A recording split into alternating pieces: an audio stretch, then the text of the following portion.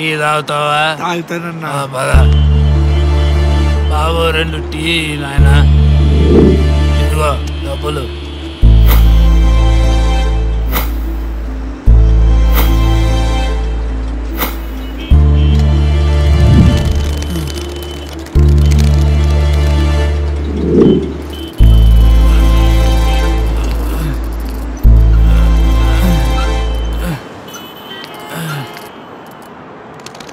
ఇదిగో వెళ్ళారా? నన్నేనా అన్నా? వస్తున్నానన్నా. ఏంటన్నా? కొంచెం బండి అక్కడ తోస్తావా? సరే తోయి. అలాగే. తోయి.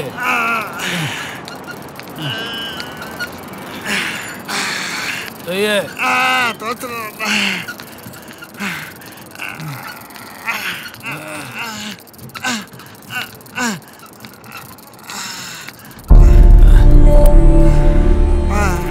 టీ తాగుదాం రా.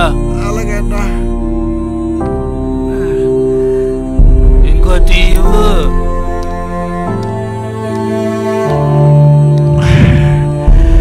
అన్నా, ఎప్పుడు లేదు ఈ రోజు టీ ఎంత రుచిగా ఉందేంటన్నా? కష్టపడిన సొమ్ములో ఉన్న గొప్పతనం అదేరా. ఆ రుచే వేరు. మీ అడుక్కు తినే వాళ్ళకి 66 కూరలు అంటారు కదా, అందులో అసలు రుచే ఉండదురా. మాలా కష్టపడే వాళ్ళ ఇంట్లో ఉండే ఒక్క కూరైనా చాలా రుచిగా ఉంటదిరా.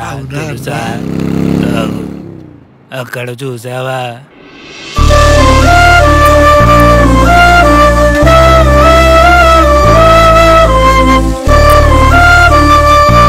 ఇక్కడ కష్టపడి పనిచేసే వాళ్ళందరూ నీకన్నా పెద్దోళ్ళేరా.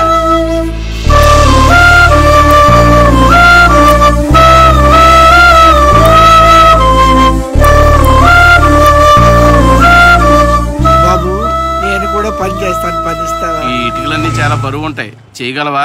పైకి తీసుకెళ్ళాలి. తీసుకెళ్తావా?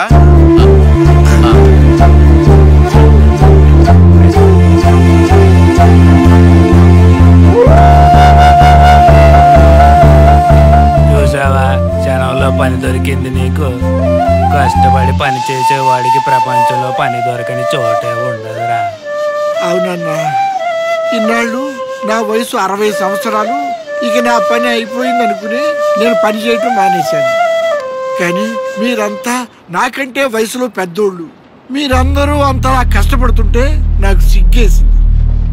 వయసు అయిపోవడం అడుక్కోవటానికి అర్హత అనుకున్నాను.